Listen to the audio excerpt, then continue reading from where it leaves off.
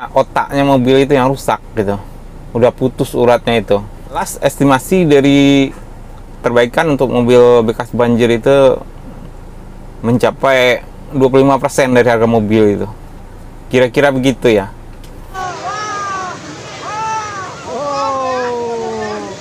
Oh, motor hilang udah satu nih. Tenggelam. Aduh, astagfirullah. Hai salam. Hai salam. Udah.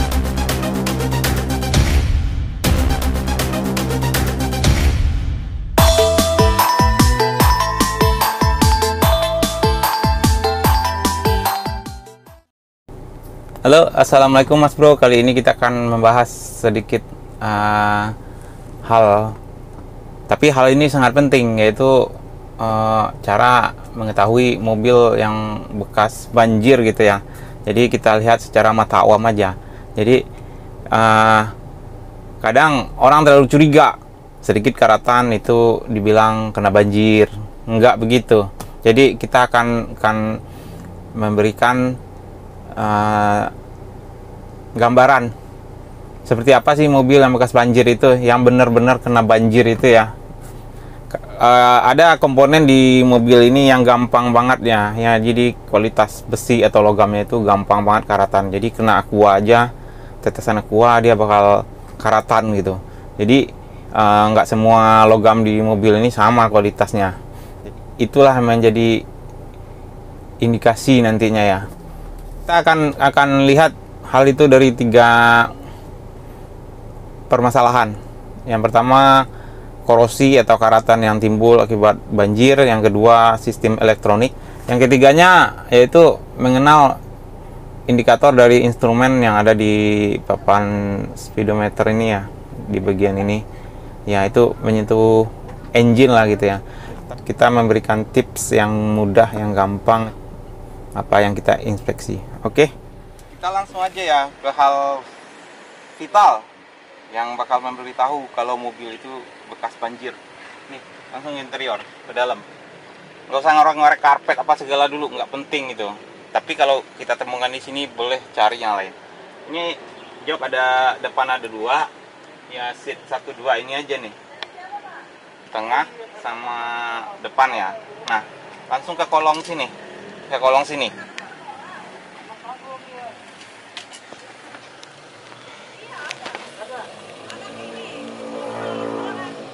Nah, di sini bagian yang paling rentan banget karatan gitu ya. Itu kawat-kawat penahan jok ini paling rentan banget karatan. Kena tetesan air aqua aja atau tumpahan air aqua aja itu bakal langsung karatan. Jadi kalau mobil bekas banjir itu udah merah semua itu.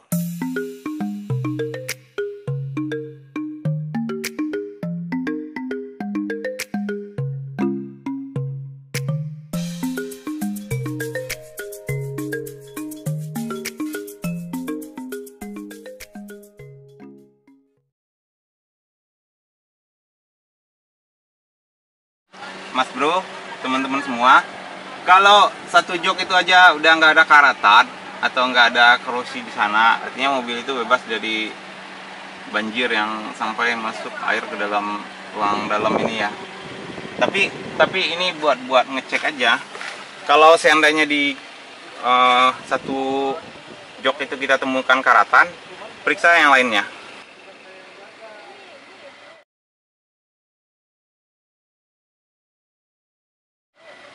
Kalau ada karatan di sini, kita masih ada kemungkinan mobil ini terendam, cuman nggak sampai ke bagian letaknya komputer atau sistem elektronikal mobil itu ya, ECU-nya. Kalau nggak kena, itu mungkin masih ada ringan lah kena banjirnya.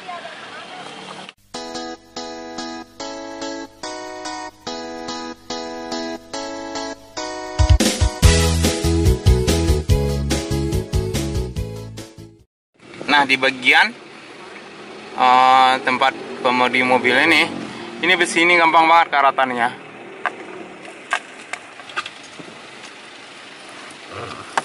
Ini gampang banget karatan ini.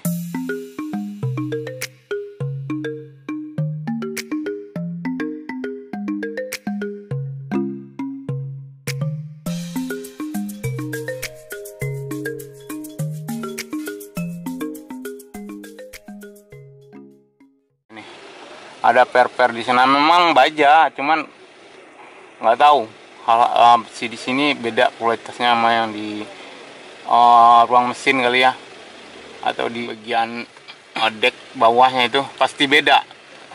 Ini gampang banget karatannya. Kalau mobil bekas banjir ini pasti karatan. Oke, berarti inspeksi kita sudah selesai untuk ngecek mobil di hal-hal yang berakibat korosi ya.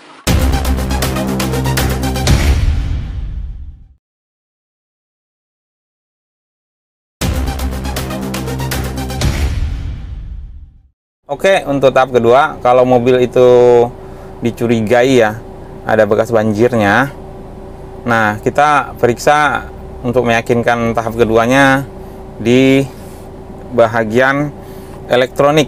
Jadi mobil sekarang itu ya semuanya sudah elektrik ya, kayak power window, kayak spion, electric mirror gitu kan. Dan banyak lagi hal-hal yang bersifat elektrik di sini. Mungkin power steering gitu ya.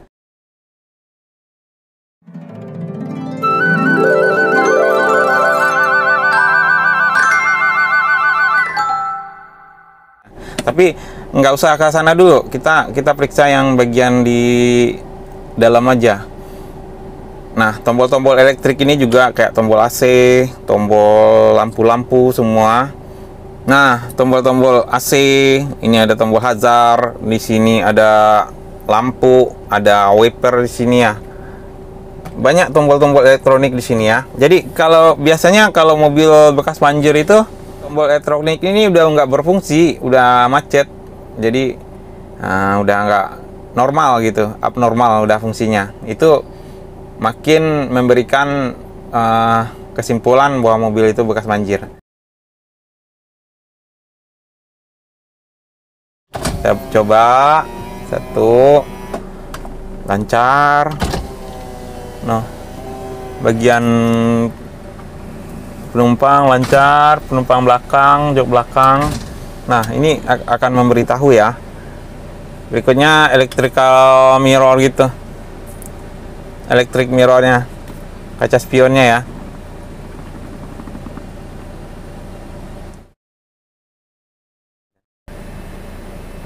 Ya, berikutnya di electric mirror gitu kan. Kalau ini udah nggak berfungsi, yang jelas banjir itu bakal membuat korsleting sistem kelistrikan atau elektrik di mobil ini. Oke, mungkin buat tahap kedua itu aja. Kalau seandainya kita temukan di bahagian jok itu kita temukan mobil itu bekas ada karatan gitu, dan elektroniknya juga banyak yang macet, dan audionya juga udah, ini kan elektronik juga udah nggak hidup, nggak nyala gitu. Itu makin memberikan kesimpulan membesar gitu bahwa mobil ini memang bekas banjir. Nah, di bagian papan dashboard ini ada instrumen-instrumen yang kita coba hidupkan dari awal ya. Biasanya kalau mobil bekas banjir itu udah nggak normal. Udah nggak normal. Kalau ini kan masih normal. Masih normal banget ini ya, nggak ada permasalahan di sini.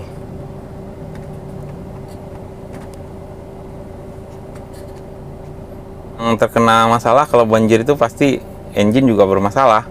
Kalau elektroniknya mobil sekarang udah pakai sistem elektronik semua, udah pakai komputerisasi semua, pasti juga bermasalah pada namanya engine. Jadi hal yang bisa kita lihat atau rasakan untuk mendeteksi masalah engine-nya, paling juga lansamnya. Lansam itu bisa kita ketahui dari RPM ya. Tetap apapun permasalahannya di mobil ini, kalau lampu indikatornya ini nggak memberitahu, tetap di RPM gitu. Nah, RPM ini tetap memberikan indikasi sebagai indikator kalau mobil itu bermasalah. Kita ulang dari awal ya. Ini dari mesin mati, kita hidupin. Normal banget, 1500 langsung turun pelan-pelan. Lonjakan ketika saya hidup.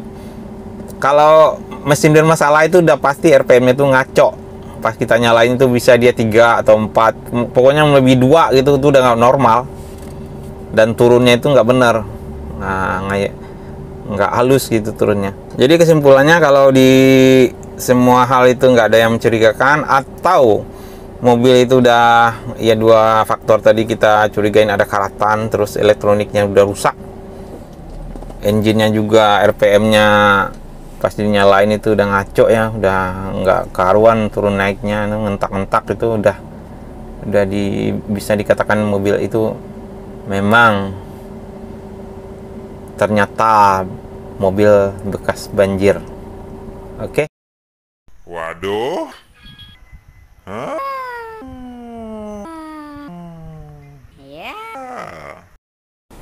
Oke, setelah kita cek 3 hal tadi ya, kita mengenalnya dari hal yang 3 tersebut, tentunya kita bisa menyimpulkan. Jadi seberapa parah atau seberapa besar biaya yang harus dikeluarkan kalau seandainya mobil itu bekas banjir ya, karatan, itu kalau nggak dilakukan benar-benar steril terhadap hal-hal yang membuat korosi itu tuh nggak bakal berhenti, dia bakal jalan terus seperti hidup itu karatan.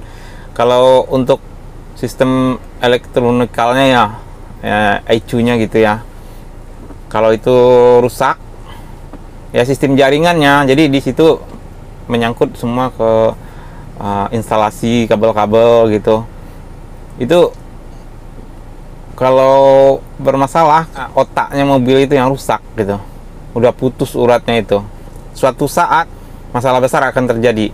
Nah, di engine gitu ya, kalau di engine mungkin penggantiannya terbilang ya bisa mahal, bisa ringan juga. Yang jelas estimasi dari perbaikan untuk mobil bekas banjir itu mencapai 25% dari harga mobil itu, kira-kira begitu ya.